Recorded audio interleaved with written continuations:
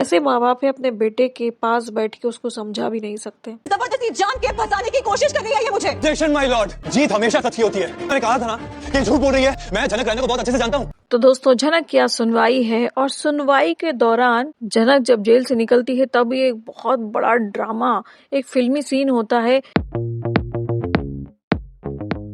अनिरुद्ध जनक से बात करना चाह रहा है, जनक बोल रही है कि प्लीज जाओ, और एकदम ऐसे दोनों एक दूसरे को पकड़ने की कोशिश कर रहे हैं, पुलिस वाला खींचने की कोशिश कर रहा है, जो कि ऑडियंस को तो पसंद आया है, जो जनक और अनिरुद्ध से प्यार करते हैं। मतलब जाना तो दोनों को कोर्ट ही था, फिर ये वाला सीन क्यों किया, लेकिन ठीक है, अच्छा लगा वो भी सीन।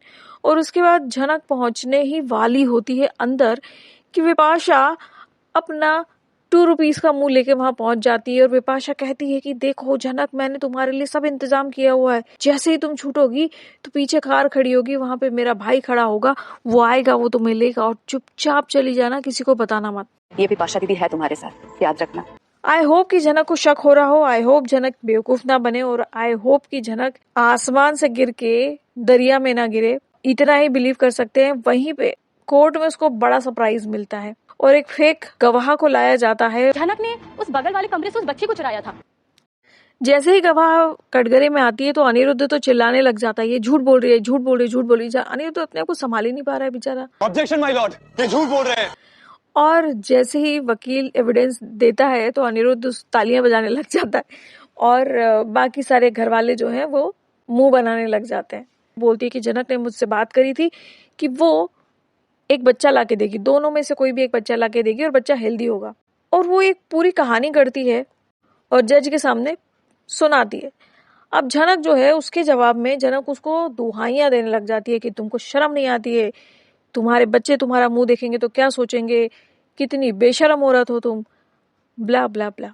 शर्म नहीं आ रही है सब बोलते हुए? अरे इतना बड़ा झूठ बोलते हुए दिल नहीं कांप रहा है, डर नहीं लग रहा है? लेकिन वकील जो अनिरुद्ध ने किया है वो एविडेंस देता है और कहता है कि देखिए ये ऑलरेडी चाइल्ड ट्रैफिकिंग में इन्वॉल्व है, झूठी गवाही के चक्कर में इसको जेल हो चुकी है। सुनीता जी पहले भी झूठी गवाही के केस में अरेस्ट हो चुके हैं। तो वहीं पर ये गवाह तो खारिज हो जाता है।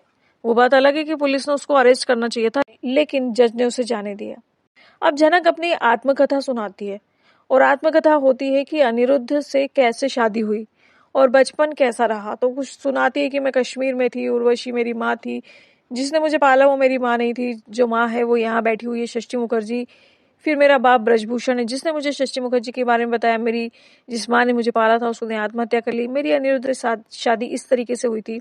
अब जनक जब अपनी शादी की बात करती है कि मेरी कश्मीर में मजबूरी वश शादी हुई थी अनिरुद्ध से और वो शादी झूठी थी, तो अनिरुद्ध खड़ा हो जाता है और कहता है कि नहीं, वो शादी झूठी नहीं थी, वो शादी सच्ची थी।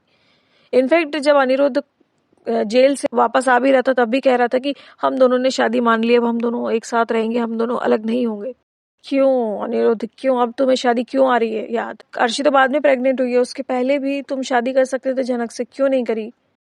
खैर वो वक्त तो गुजर चुका है, लेकिन अब अनिरुद्ध ने एक्सेप्ट कर लिया है कि मैं जनक को प्यार करता हूँ, जनक के साथ रहूंगा, जनक को और मेरी शादी वैलिड थी, अर्शी के पहले शादी हुई थी तो शादी वही वैलिड होती है।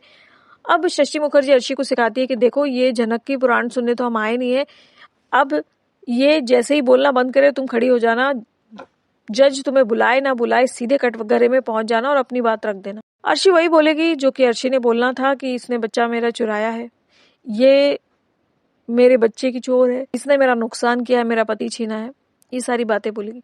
उसके विपक्ष में अनिरुद्ध आके उसी के अगेंस्ट गवाही देगा और सच्चाई बताएगा। अब जनक जेल से रिहा होती है या नहीं होती है, क्योंकि देखो अर्शी के पास एविडेंस नहीं है ये प्रूफ करने के लिए कि जनक गिल्टी है, और ना ही जनक के पास ये एविडेंस है कि जनक बता सके कि वो गिल्टी नहीं है। तो हो सकता है ये केस खारिज हो जाए और जनक विपाशा के चक्कर में फंस जाए अगर अनिरुद्ध अलर्ट नहीं होता है तो, और अगर जनक को कुछ अकल नहीं आती है तो हो सकता है, क्योंकि जनक ने विपाशा से ये बात बोली है कि मुझे कुछ काम है उसके पहले, मतलब मैं तुम्हारे साथ जाने को तैयार हूँ लेकिन उसके पहले मेरा एक जरूरी काम है और मैं वो जरूरी काम करके आगे बढ़ूंगी कोलकाता से।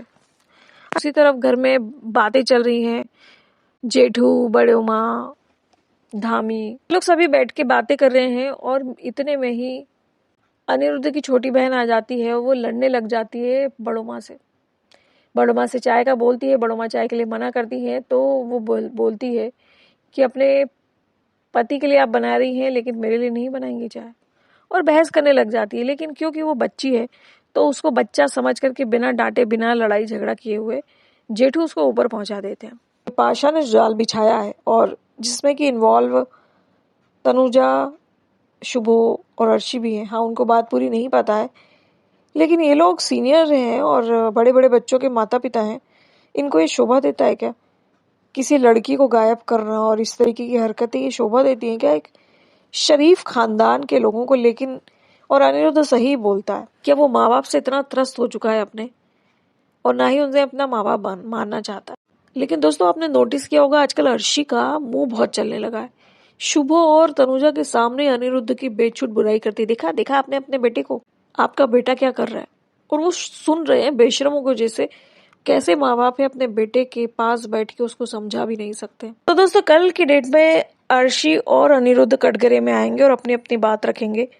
खैर, उम्मीद करते हैं कि कल झनक रिहा हो जाएगी, 1-2 दिन में कोर्ट के बाहर आ जाएगी, यानी कि जज केस को खारिज कर देगा, क्योंकि कोई एविडेंस ही नहीं है। और ये कोर्ट रूम ड्रामा जो है वही खत्म हो जाएगा। उसके बाद एक नया ड्रामा शुरू होने वाला है। झनक की जिंदगी और ड्रामा तो एक सिक्के के दो पहलू हैं, तो जहां झनक है वहां तो ड्रामा होना ही होना है। तो दोस्तों, आज के लिए इतना ही। अगर वीडियो आपको अच्छा लगा हो तो लाइक कर देना, चैनल अभी तक सब्सक्राइब नहीं किया तो please subscribe. Thank you for watching Shrisha POB।